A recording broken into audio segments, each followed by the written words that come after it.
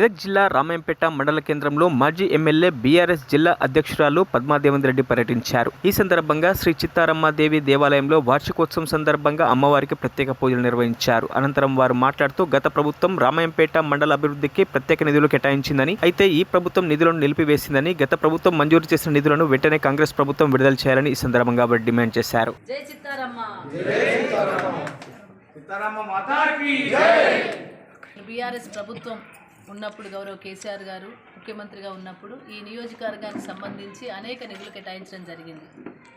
ఏదైతే జిల్లా హెడ్ క్వార్టర్లో కలెక్టరేట్ ఇనాగ్రేషన్కి వచ్చిందో సీఎం గారు, ఆ సందర్భంలో మున్సిపాలిటీకి సంబంధించి రామాయంపేట మున్సిపాలిటీకి సంబంధించి 25 కోట్ల రూపాయలు ఆర్డీఓ ఆఫీస్ డివిజన్ ఏర్పాటు చేయడం, అదేవిధంగా డిగ్రీ కాలేజ్, ఈ మూడింటికి హామీలు ఇవ్వడమే కాకుండా డిగ్రీ కాలేజ్ ఇనాగ్రేషన్ చేసుకున్నాం, ఆర్డీఓ ఆఫీస్ ఇనాగ్రేషన్ చేసుకున్నాం.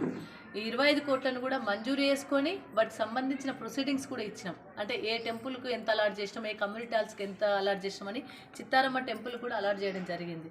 అదేవిధంగా రోడ్స్కి ఎంత, కమిషనరేట్ బిల్డింగ్కి ఎంత, ఇవన్నీ కూడా ప్రొసీడింగ్స్తో సహా మంజూరై ఉన్నాయి. నేనేమడుగుతున్నా అంటే ప్రభుత్వాన్ని కానీ ఎమ్మెల్యే గారిని కానీ కొత్త వర్క్స్ ఇప్పుడు మీరు ప్రభుత్వం వచ్చి కుదురుకునేసరికి సమయం పడుతుండొచ్చు, పట్టనీయండి. కానీ ఏదైతే పోయిన ప్రభుత్వం ఇచ్చిందో, బీఆర్ఎస్ ప్రభుత్వం ఇచ్చింది 25 కోట్ల రూపాయలు, వాటిని వెంటనే మంజూరు చేయాలి. మీ పేరే పెట్టుకోండి, శిలాపలకం మీద మళ్ళీ ఇనాగ్రేషన్ వేసుకోండి. 25 కోట్లకు ఒక 25 రూపాయలు కలుపుకొని 25 కోట్ల 25 రూపాయలు మా ప్రభుత్వం ఇచ్చిందని శిలాపలకం వేసుకోండి, లేదంటే బొమ్మలు పెట్టుకోండి, పెయింటింగ్స్ వేసుకోండి, మొత్తం మీ పేర్లే చెప్పుకోండి, మేమే ఇచ్చినామని చెప్పుకోండి. కానీ రామాయణపేటకి 25 కోట్లు రావాలి.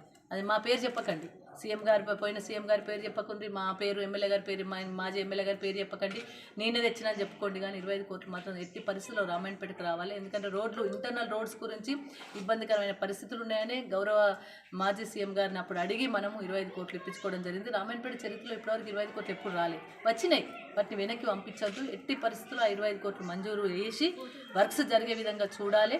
కనీసం ఇది చూడండి, కొత్త వర్క్స్ తీసుకురాకపోయినా పర్వాలేదు, కానీ పాత వర్క్స్ 25 కోట్లు ఇవ్వాలని చెప్పేసి నేను డిమాండ్ చేస్తూ ఉన్నాను. లేకపోతే దాని గురించి ఫైట్ చేస్తాను. మరిన్ని అప్డేట్స్ కోసం మా ఛానల్ని సబ్స్క్రైబ్ చేయండి.